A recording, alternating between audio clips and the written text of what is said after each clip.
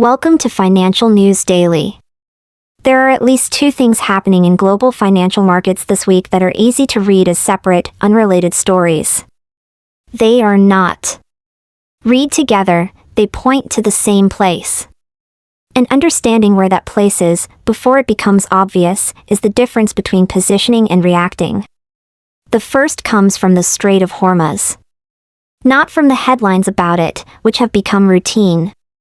From the shipping data underneath them. Lloyd's List intelligence tracks every vessel moving through the strait in real time. Over the past 6 days, no large commercial ship above 10,000 tons has crossed openly. The ships that are moving have switched off their transponders. They are invisible by choice. When ships go dark, it is not a technical problem. It is a decision. Made by captains, insurers, and shipping companies who have looked at the situation and concluded that being seen is a liability. That decision has a cost. And the cost does not stay in the shipping industry. 25% of the world's seaborne oil moves through that waterway. So does 20% of its liquefied natural gas. So does fertilizer, aluminum, and industrial chemicals. When the flow slows, the pressure travels downstream into diesel prices, into manufacturing costs, into food prices, and eventually into the number that central banks use to set interest rates. Most coverage of the strait focuses on oil. That framing is understandable. Oil is the most visible commodity affected, and the price moves are immediate and easy to quote. But oil is not the most important thing moving through that waterway. Fertilizer is. Approximately 12% of globally traded fertilizer passes through the Strait of Hormuz. When that supply is disrupted, the effect does not show up in a futures contract the next morning.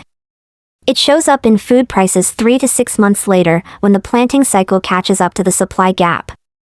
And food price inflation is the most politically and socially destabilizing form of inflation there is, more visible to ordinary people than energy prices, more difficult to substitute around, and far harder to bring back down once it has risen. This is the channel through which the shipping disruption connects to households that have never heard of Lloyd's List and have no opinion about the Strait of Hormuz whatsoever. It connects through the price of bread. Through the cost of cooking oil. Through the grocery bill that is already higher than it was 2 years ago. The second signal is quieter. And it has been building for longer than the war. United States federal debt crossed 100% of gross domestic product this year. For the first time since the aftermath of World War II. The interest payment on that debt will exceed $1 trillion in 2026. $1 trillion. Spent on nothing.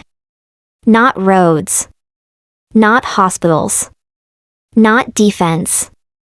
Just the cost of having borrowed before.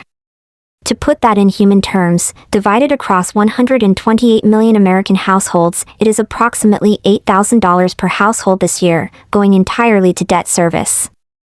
Every dollar of that is a dollar not available for anything else. Most financial coverage treats this as a political story.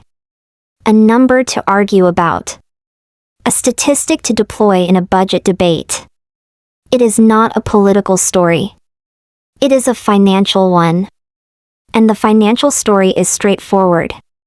When a government's debt exceeds the size of its economy, history is consistent about what tends to follow. Not immediately. Not dramatically. But consistently, over time. Governments in that position rarely cut their way out. The political cost is almost always higher than elected governments are willing to pay. They rarely grow fast enough to outrun the debt either, because the elevated interest rates needed to contain inflation also tend to suppress growth. What they most commonly do, across most eras and most countries, is allow inflation to erode the real value of what they owe. This is not a conspiracy. It is arithmetic. A government that owes $1 trillion finds that debt significantly cheaper to service in real terms if inflation runs at 4% for a decade. The nominal amount stays the same. The real burden shrinks. And the people who pay the price are the ones holding cash and fixed income assets, whose purchasing power declines steadily, quietly, without announcement. Now connect the two signals. A closed strait keeps energy prices elevated. Elevated energy prices push inflation higher. Higher inflation makes the debt burden easier to manage in real terms. And the pressure to let some inflation run, rather than raise rates aggressively and risk a recession, becomes more appealing to policymakers with every passing quarter. This is not a coordinated plan. It is an emergent outcome, the result of individual decisions by central bankers, governments, shipping companies, and energy producers. No single actor is directing it. But the direction all of those decisions are pointing toward is the same. This is the environment that institutional money is reading, even if the language used in public statements is more careful. Central banks around the world have added more gold to their reserves over the past 18 months than in any comparable period in the past 30 years. China has been reducing its holdings of United States Treasury bonds for 5 consecutive years while simultaneously increasing its gold position. Poland, India, and Turkey have all made significant additions in the past 12 months. These are not emotional decisions. Central banks buy gold through deliberate institutional processes, with investment committees and approval chains. When central banks around the world are doing the same thing simultaneously, it reflects a shared assessment of the environment. The assessment, stated plainly, is this: the relationship between paper money and real value is less stable than it was. And in an environment where that relationship is less stable, an asset that holds value independently of any government's fiscal choices becomes more attractive. The question this raises for individual investors is not whether to replicate what central banks do. Their scale and time horizon are different from those of any individual. The question is simpler: does your current financial position reflect the environment that actually exists, or the one that existed 5 years ago? Most people's financial positions were shaped by the environment that existed when they made their decisions. The savings account opened when rates were 2%. The bond portfolio built when yields were near zero. The real estate purchased when price appreciation felt inevitable. None of those decisions were wrong at the time. But the time has changed. The gap between the environment a financial position was built for and the environment it now exists in is not something that corrects automatically. It requires a deliberate re-examination. Not a panicked restructuring. A deliberate, clear-eyed look at whether what you hold is still doing the job you built it to do. The two signals, ships going dark in the strait, debt crossing 100% of GDP, are not predictions of catastrophe. They are indicators of a widened range of plausible outcomes.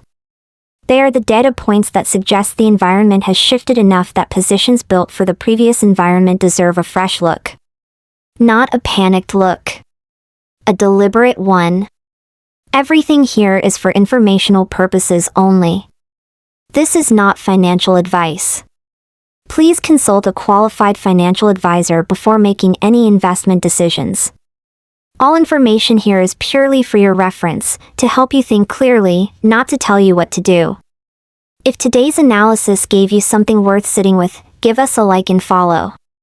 We do this every week. Stay informed. Stay ahead. Financial News Daily.